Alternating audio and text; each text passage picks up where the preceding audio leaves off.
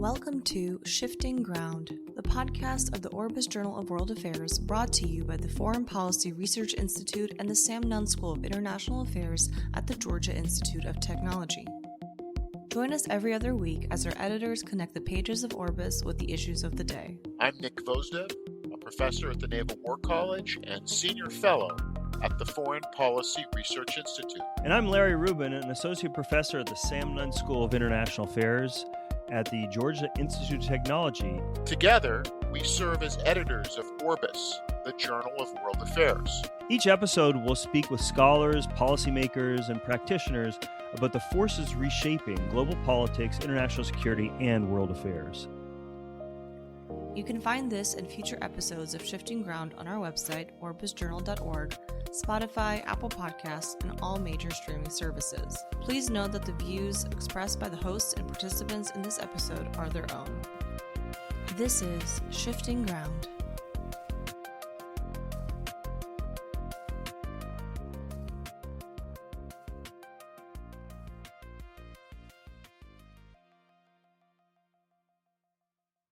Welcome to another edition of Shifting Ground, the Orbis podcast. I'm your co-host, Nick Vosdev. And I'm Larry Rubin, and today we're pleased to welcome the Honorable John Tien. John's the Distinguished Professor of Practice at Georgia Tech's Sam Nunn School of International Affairs. He previously served as Deputy Secretary of the U.S. Department of Homeland Security after a distinguished career spanning military service, business, nonprofit leadership, and public service under 4 U.S. presidents. John, welcome to the podcast. Thanks very much. I appreciate it. And thanks to you, Larry, and to you, Nick, and really to FPRI and to the Nunn School. And I think it's super that you've started up this podcast and quite honestly, re-energizing Orbis in this particular way. Well, I think we can end that podcast right there with all the flattery that we've just received, but we're about to flatter you a little bit more. And I think hear a little bit about your really remarkable career moving from military to business, nonprofit leadership, and of course, really some of the highest levels of government. And could you tell us a little bit about your life's journey and how those experiences basically brought you to where you are today? Sure will. I mean, oftentimes you can get asked a question like this.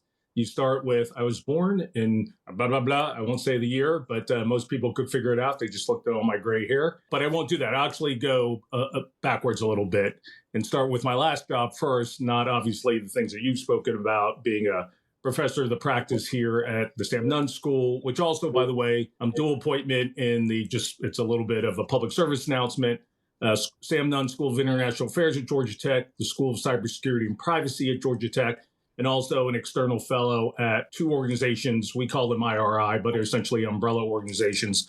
One is the Strategic Energy Institute, and the other is the Georgia Tech Research Institute. So say that partially because that's who funds me here at Georgia Tech, and partially because I really believe in these organizations, and I think they're doing right by the students and certainly right by Georgia, the Southeast, and the United States, and to some extent the world. All right, so going back to your good question. It's my last job was as the Department of Homeland Security Deputy Secretary. And while most folks have heard about the Department of Homeland Security, you got to unpack it a little bit to understand what the role of a Deputy Secretary would be for an organization like this. It's 250,000 people. It's the 3rd largest cabinet department out there with about 100 back when I was the Deputy Secretary, it was about $105 billion operating budget. It's significantly increased over the last 2 years in the Trump administration to, depending on how you do your math, $160 to $200 billion, especially with a lot of it focused on ICE and CBP. But for me, it was just, I'll put that in air quote, $105 billion operating budget. And the Deputy Secretary actually has 2 roles. One is you are the number 2 in the organization. The only person you report to is the Secretary. For me, it was Alejandro Mayorkas. And then the second job that you have is, and this is by statute, you're the Chief Operating Officer. And all of that entails for the 250,000 people and the $105 billion operating budget, plus all the different component agencies like CISA, FEMA, and others in the Coast Guard. How did I get to that? And if you were to look at my bio, you would see, prior to me being the Deputy Secretary, 0 DHS. I mean, literally. And folks are like, well, how did you get that? And I asked Secretary Mayorkas when he interviewed me back in the early spring of 2021. I said, so, just make sure you've looked at my bio, you understand I don't have any DHS experience. He goes, look, we've only been around for 18 years. Most people at your level don't have a ton of DHS experience, but you have adjacent experience, and you have the kind of experience that really would fit well as a deputy secretary. And then he ran through he had my resume, CV. We didn't really know each other prior to this interview, but he's certainly done his prep. He'd already been Senate confirmed and in the job as the secretary for about 3 months at that point. And he said, number one, you were the National Security Council staff 2 different times for both, in a bipartisan way, for both George W. Bush and President Obama. You were also a White House fellow in the U.S. Trade Rep's office back in the late 1990s for President Clinton. So you have 3 really pretty meaty and very detailed engagement with what was called the interagency process. And I said, yep, true. All right, sir, if that's important, check. Then he said, you're coming out of the private sector where you've been for 10 years with Citigroup, which is Citigroup's one of the big 4 or 5 banks, depending how you count it. And he says, that's financial services sector. That is one of the 16 U.S. critical infrastructure sectors. And I said, got it. You're right about that for sure. And it's a pretty important one because wealth, capitalism, the macro micro economy drives the world. So he says, you already have, that's one of the things that we do here at DHS is protect our critical infrastructure. I said, all right, check on that. Then he said, you have something very interesting in which, is very much in common with many of the other deputies here in the Biden-Harris administration. And I said, what's that? He goes, you know each other. And, to some extent, I knew that because I was watching as people were coming on board. But even for me, there were some parallel appointments while I was going through. And, just to give you a bit of a taste, Biden-Harris looked a fair bit like Obama-Biden. I don't know if that's a good or bad thing, but it's certainly a good thing from relationships. And I know you both know how important relationships are in any organization, but especially one where you have to have a lot of trust in the process and trust in the people. The Deputy Attorney General was Lisa. These are just folks who I knew from my first time around with the Obama-Biden team. Lisa Monaco, who's the Deputy Attorney General. David Cohen was the CIA Deputy Director. The Department of Defense, or the Pentagon J3, was a guy named General Jim Mingus, a couple years ahead of me at West Point. The National Security Council Deputy, NSA, was John Feiner. And the Homeland Security Advisor was a former DPOP, as we call him here at the Nunn School, Liz Showard Randall. And we worked a lot together in the Obama-Biden time when she was doing, as I call it, shorthand NATO, and I was doing shorthand, call it ISAF in Afghanistan.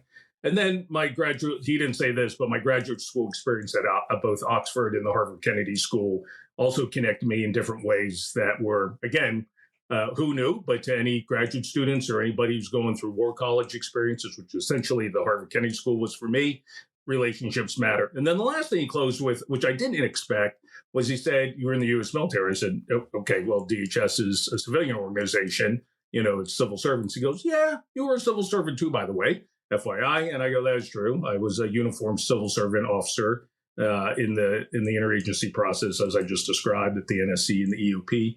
But he said, look, DHS is the largest federal law enforcement agency, which is more than triple. It's about 120,000 people who are authorized to carry a sidearm effectively, so under arms, in uniform, in service of the United States of America. And it's more than triple what DOJ is. And most people would say, biggest federal law enforcement agency is the FBI, or the department is DOJ, and DHS is, again, triple between, federal air marshals, Secret Service, Coast Guard, who have a law enforcement component mission to themselves, ICE, CBP, and like I said, certain portions of TSA. So we said that combined with the fact that post 9/11, was so focused on counterterrorism, the culture of law enforcement from local to federal really became very militarized. Now that's something we could debate whether that's a good or a bad thing, but he said it definitely has infected the culture and impacted the culture, to use a less sort of, inflammatory word. And he said, that's going to go over really well with, again, about half of our folks and folks who have in organizations that are very, very heavily culture intensive. So I could walk my way all the way back to other things I did. But if you think about that, the military, the private sector, prior service in the NSC and the EOP, and really understanding the interagency process was, I think, a good way of describing why I ended up as the DHS deputy secretary, or at least as told by the guy who hired me. In listening to that, what is fascinating to me is so often in the podcast, we talk about broad impersonal trends. We talk about the environment, we talk about the economy, technology. And yet, what listening to you describe all of this really brings back that at the end of the day, policy and strategy are made by individuals. They're made by concrete human beings, not by abstract concepts. And so I'd like to maybe tease out a bit more, in a way, using your own background and experience, the importance or role of the individual. And if I can start with, the reality that you have served under four presidents: Bill Clinton, George W. Bush, Barack Obama, and Joe Biden. And do you have a sense that the president, it matters who that individual is, that who sits in the Oval Office, it's not a generic abstract of the president, but a living, breathing human being with priorities, with biases, with inclinations, and then, as you said and stressed, networks, people around him, the people he trusts, the people he reaches out with. Is there a sense that you have now from this experience that what might you point out to students or to our listening audience in general about the importance of the individual, the actual person who sits at the center of 1600 Pennsylvania Avenue? It's a great question, Nick, and it's one that I'm often asked here at Georgia Tech or the Harvard Kennedy School, where I'm a senior fellow as well. And I'm asked, what was it like? Tell us some stories. People always want to hear Oval Office stories or White House Situation Room stories. And I've got plenty to tell. Maybe I'll tell a couple later on. I certainly tell them in classes because it keeps the students interested. But I think you hit on a really important point here, which is the president matters a lot, and the people he surrounds himself, and they've been all he's, as we know. Someday there may be a female president. But for now, it's been all he's. And for the people he surrounds himself with, those people have what I would call the president doesn't have an outsized authority. He doesn't. And I don't care if you're a Democrat or Republican or independent. And I'm not talking about this president or just the last president. They don't have an outside, in my opinion, they don't have an outsized authority. They may have a huge responsibility, but their authority is the one that we, through our democratic political process of the Electoral College in particular in the vote, have given to them. That's their authority, and the responsibility is huge, and they take it upon themselves. But then the people that they bring in, especially you chose the White House for the address, 1600 Pennsylvania Avenue, but the people they have over at the Eisenhower Executive Office Building, also sometimes known as the OEOB, and the NEOB, all those organizations, the NSC, those are largely appointees. There's a lot of civil servants for sure at the what I would call the GS-15 level and below. But above that, these are political appointees, and definitely inside the White House, as we know, the chief of staff, the deputy chief of staff, advisors, and we've seen it with all presidents. Doesn't matter if it's Democrat or Republican.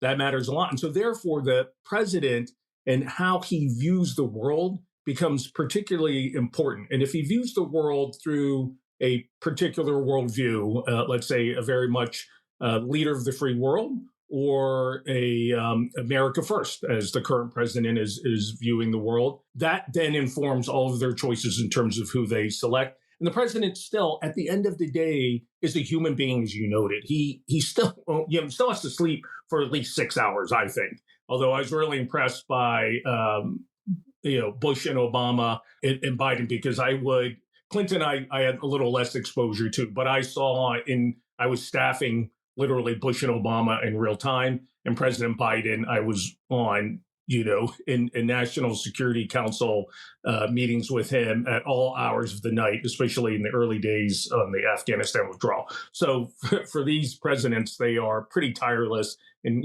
highly dedicated to what they do. I think each one of them would say that none of them sort of ascribe to the great man theory, that they are a Winston Churchill, that they were born for this. I think all of them would say that their way and their journey to the Oval Office and the leader of the free world, and certainly the United States of America, was a combination of their life journeys combined with their skill sets. And I think probably the most important thing, a desire to serve their fellow citizens and a dedication to the free world. Really, I think all three presidents would say that. I think the other thing, that the attribute that they bring to the plate, is they really do have a strategic vision, and you want them to have a strategic vision for all of the United States of America, but probably also their worldview. How do they view the rest of the world? Do they view themselves as the leader of the free world? Or do they view themselves purely as, I'm going to do whatever is best for America? Now, I think all the presidents that I serve wanted to do what was best for America, but in the end, they knew that those four viewed it as a balance. And the last, I think, the big attribute that they bring to the table that you really need as a president, again, doesn't matter if you're Democrat or Republican, is the ability to communicate and connect with our 300 million plus fellow American citizens. And again, depending on the worldview, the rest of the world. That's great. And I think it really ties into a question that's been on my mind. We're moving from the role of the individual to the institution, and then also thinking about how the institution, and one in particular that you served, Homeland Security, and how it evolved over multiple institutions, and a nascent one, and at that. So the question is really, how has Homeland Security priorities changed from time you saw from the early days until I guess even today now, and how you might reflect on some of the changes and differences? The Department of Homeland Security, as we spoke about earlier in the podcast, has only been around now for effectively 22 years. So you got to go back to 9/11, and that drove a lot of people think, 9/11 happened, DHS was created along with TSA, and actually happened over a course of 2 years. So it wasn't until we got to 2002 when DHS actually gets signed. You have the Blue Ribbon Commission. You actually have TSA gets created almost instantaneously under the Department of Transportation. Because why? All you have to do is watch any 9/11 documentary or read any book, and it was because you could literally just walk onto a plane with box cutters, which is, what the Al-Qaeda terrorists effectively did for those 4 ill-fated airplanes. So TSA is created effectively towards the end of 2001, early 2002, and then DHS comes along. So if you walk your way backwards for Homeland Security, you certainly could go back to the Revolutionary War. We won't go back that far. I think for the purposes of this podcast and to those who tend to listen to it, I think you really want to go back to, and for me, we'll just go back to my timeline, to the Clinton administration. We speak about 9/11 as if everybody knows about 9/11. Even my students, I always ask whether they're freshmen or sophomores, by definition, they were all born after 9/11. But because I'm often asked to speak about the Department of Homeland Security, I put a picture up there, G.W. Bush, the World Trade Center, and Tom Ridge. They usually get G.W. Bush. They never get Governor Ridge, who was the first DHS secretary. He's actually the first Homeland Security advisor, then the first secretary. But they always get the World Trade Center. They always know about 9/11. And I think that's really interesting. And that's how they view Homeland Security, or at least for a long time they did. I think, and I'll get to that question about where we're at now on Homeland Security. But what's interesting, and the three of us certainly know this, just because I know basically how old you guys are. And just go back to 1995. And this is really, if you had said Homeland Security us pre 9/11, we would have said Oklahoma City bombing of the Bertha building, of the government building in Oklahoma City, where McVeigh and Nichols, who are effectively, today would be called alt-right, or certainly right-wing extremists, but definitely anti-government extremists. And they blow up a federal building, about $600 million in damages, but more importantly, 168 fellow Americans killed, simply because they were government civil servants. They weren't even political officials. I think there was some political appointees are certainly adjacent to that thing. But this was largely McVeigh and Nichols, who were both Army veterans, who met at Fort Benning, Georgia, in Basic, and had come to the conclusion that the government was overstepping their rights on American individual rights. And they said, we don't like what happened in Waco, Texas, 2 years prior, in 1993, the Branch Davidian complex. Again, if I say any of this in a current, political science class, most folks would have to be Googling it and taking a look at it. But again, you would ask me, where has it evolved over time? Well, since the Clinton administration, that was it, domestic terrorism. And then 9/11 happens, and our view of Homeland Security turns entirely, probably mostly justified, to foreign terrorists, and in particular Islamic terrorists. And things don't really ramp down from there in terms of the threats. If you take a look at some of the biggest, and however you define terrorism, but if you look at what happened in Oslo, 77 people are killed. That's to a far right terrorist. Paris, Charlie Hebdo, 2015, 130. That's actually an Islamic terrorist. And then 2019, Christchurch in New Zealand, again, an alt-right terrorist, 51 people killed. Now, there's so many other different ways for terrorism to happen. But then you have, as I come into the Biden administration, I get sworn in bipartisan vote, by the way, sworn in June 2021. What happened 6 months prior to that was January 6th and the storming of the Capitol, which was defined as, doesn't matter what kind of history books you read, as largely an alt-right movement on the government in the election of effectively 2020.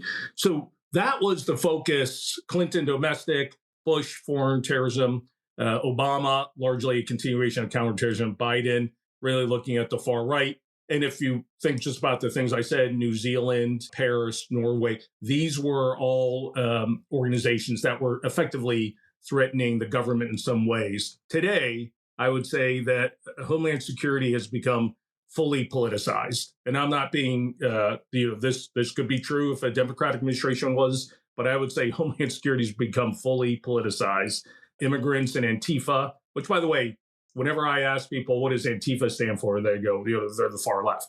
And I said, well, they're actually anti-fascist. I mean, that's literally what the acronym stands for. But those are the groups. And the two of you, the three of us, are old enough to remember a Speaker of the House named Tip O'Neill. He had a saying that all politics is local. All politics is local. And now I generally answer the question that they said, well, what's happened to Homeland Security? I said, well, all Homeland Security policy is politics now. And I would rather us get back to where Homeland Security is effectively just national security, and national security is Homeland Security. We had another saying, as you guys might remember, is that politics stops at the water's edge. The thought was we're all against the Soviet Union and the Cold War, and now we should really be viewing it in the same way. We should not have politics involved in how we really view Homeland Security.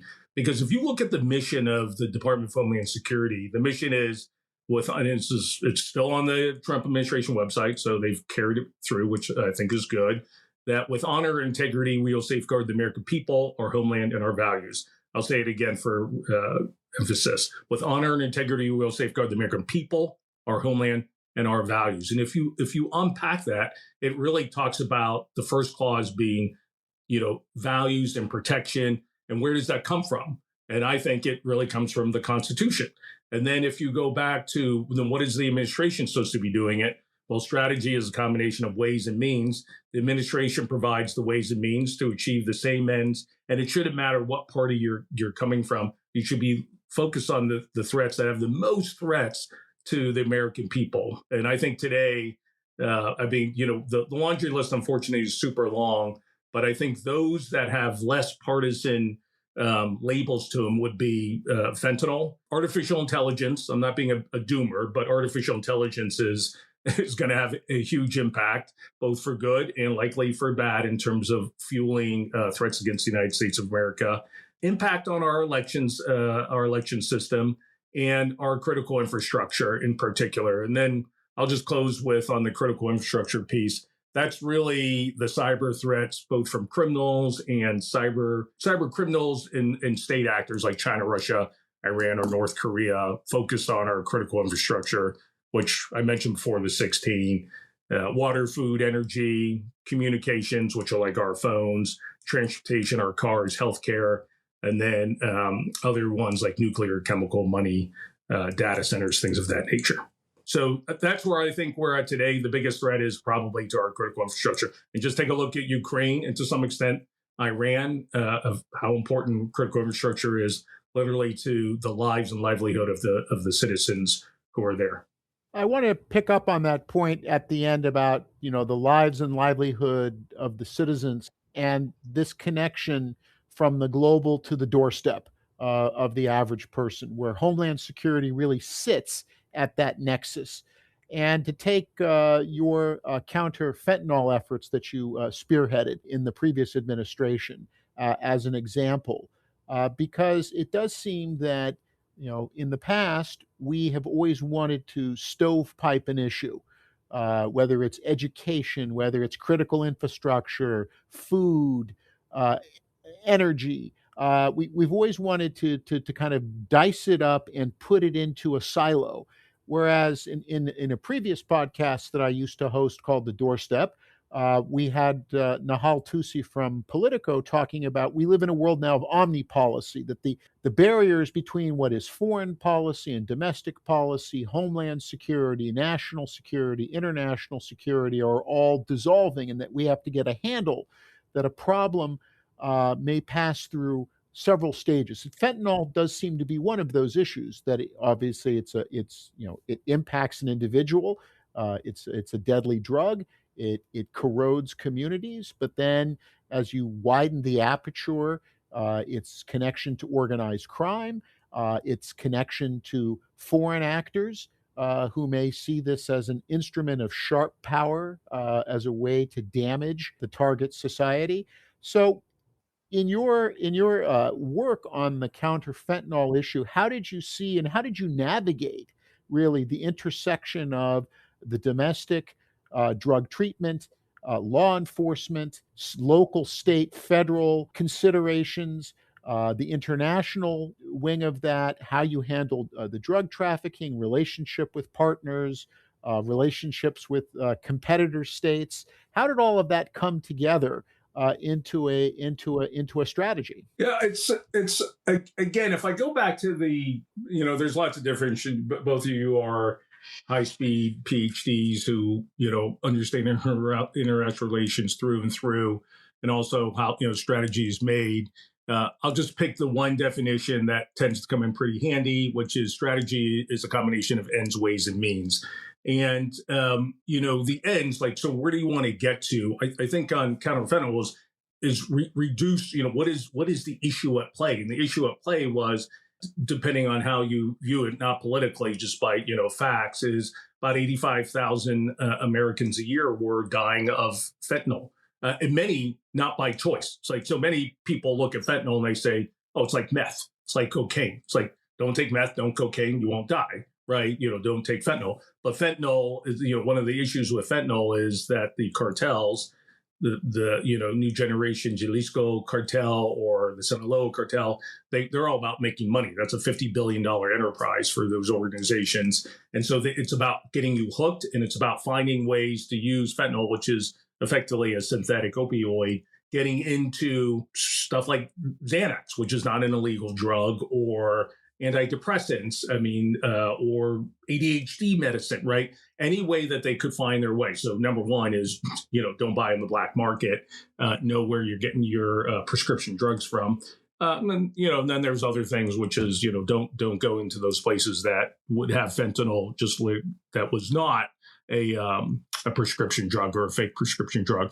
85,000 Americans, that's like 200 Americans. That's like a 707, falling out of the sky once per day over the course of an entire calendar year.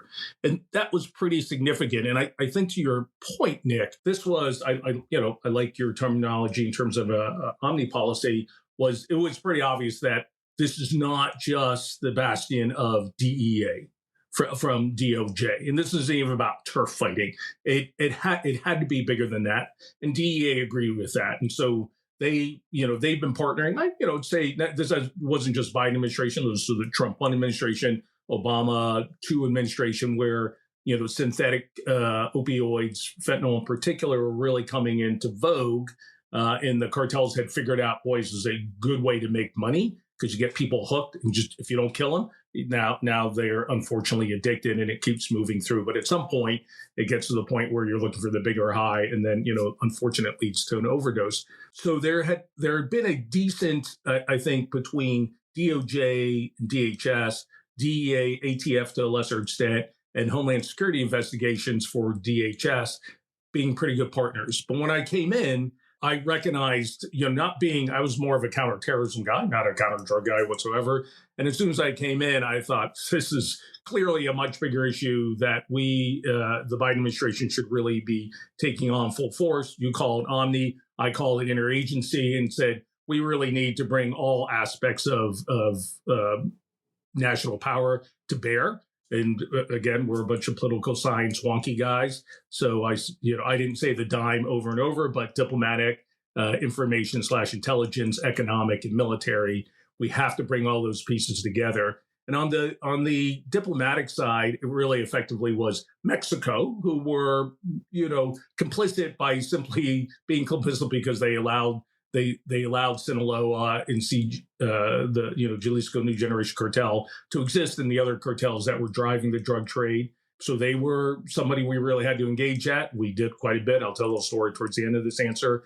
And then China, because a lot of the precursor chemicals and the way these pills are literally put together, these blue powdered pills put together, were really coming from China. And this has been sort of an up and down with China. China initially, during both during Trump and also Biden administration, we're like, okay, got it. We don't like fentanyl either, and it kills our citizens as well. But unfortunately, it gets lost in what you would obviously consider to be the larger geopolitical issues, and particularly anything around Taiwan. So you have Mexico and China on the diplomatic. On the economic, it is $50 billion enterprise on both sides of the border in Mexico and the United States of America.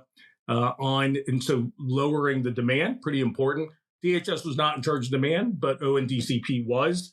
So we worked a lot together, DHS and ONDCP.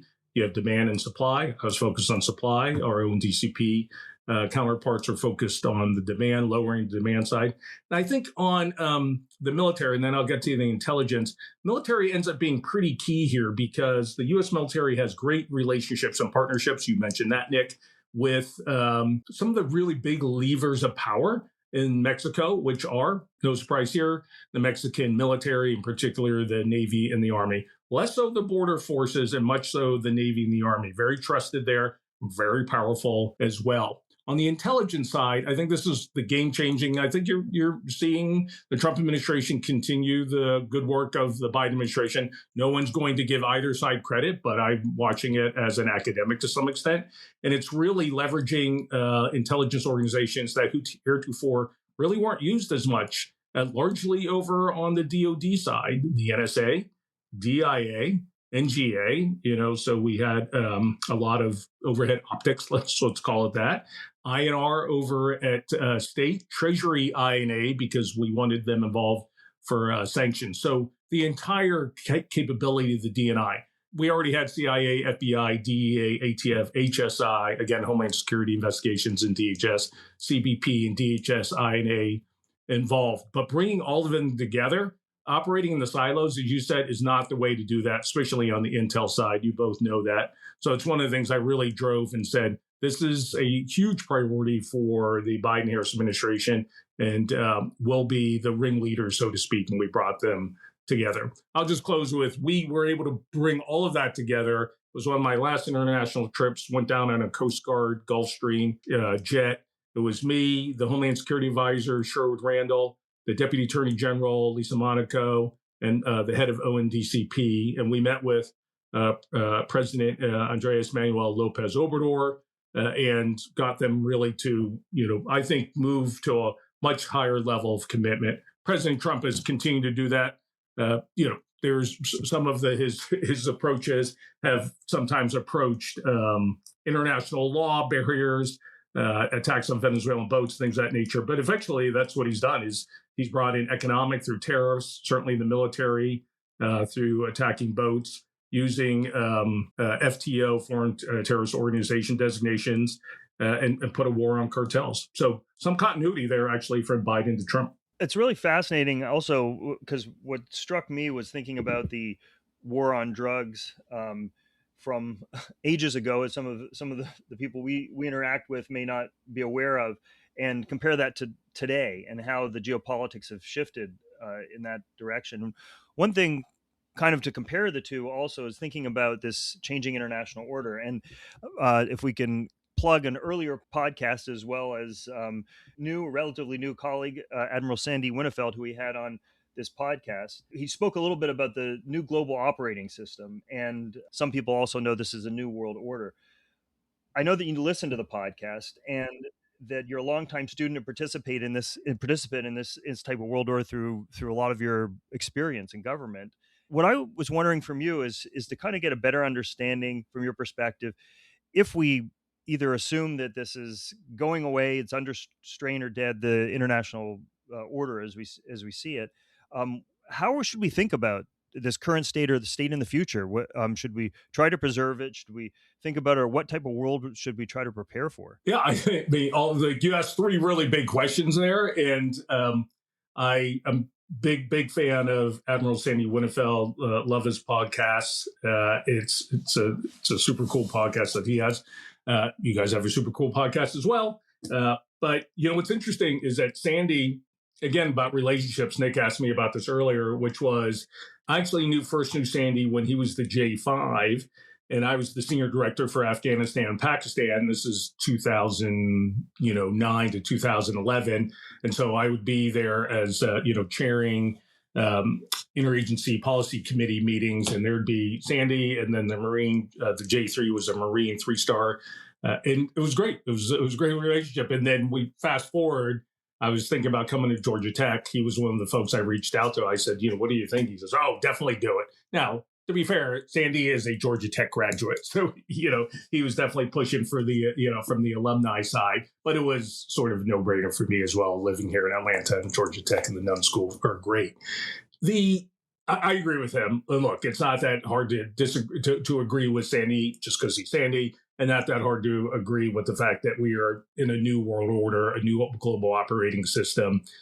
This is where I think it's interesting to study it at this time. I mean, if I bring my own example, now not everybody can do this. It just depends when you entered the study of international relations. But I entered graduate school in Oxford, so international school in the UK, in the fall of 1987. I'm not asking every listener to think, where was the world in 1987? But I can tell you where the world was in 1987. We were, the Cold War was still going on. The United States Army was telling me and my West Point graduates, we need to go to the East German, West German border, to the Czechoslovakian border, and we need to prepare to fight if the Cold War went hot. And effectively, we would hold the line while American air power got into phase 2, and then we would try to, sue for peace. But we were going to be the biggest armored speed bump in history if this is where it went. So I entered fall of 1987. Within 2 years, the Cold War was effectively over. The Berlin Wall had fallen. The Soviet Union was being dismantled. But for 2 years, all I did was study the Cold War. And I studied Sovietology, and that's something that you can't even take anymore unless you're a history major. So to me, 2025 is sort of like 1989, right? It went through this major shift of having this international rules-based order, not always effective, not always fair, but certainly had led to probably the biggest growth, economic growth in the certainly in the 20th century. And now, we're living in a place where, what's driving international world order is really bilateral, very transactional, very isolationist. And on top of that, we have this revolutionary military affairs, drones or hypersonic missiles. We have AI and technology being changing factors. And I think it's bilateral versus multilateral. It's go it alone versus collective security. I am not an expert in, you guys are far more expert in international affairs than I am, but I think this is such an interesting time to be studying whether you are in a graduate school course, if you're an undergraduate, or if you're a field grade officer going through a military college, like the Naval War College. This is a really important time because you're getting to see it in a new way. And there's going to be, I mean, you're already starting to see it. I mean, I know you both write things. Maybe one of you will be, George Kennan, and you're going to write the new Mr. X article, and it won't be containment. Maybe it's a version of. It certainly doesn't appear to be globalization. And what do we like in post-globalization? I do think that, again, if we stand back, and people often ask me, what book should they be reading? They expect me to come in with some amazing, what's the current, hot book.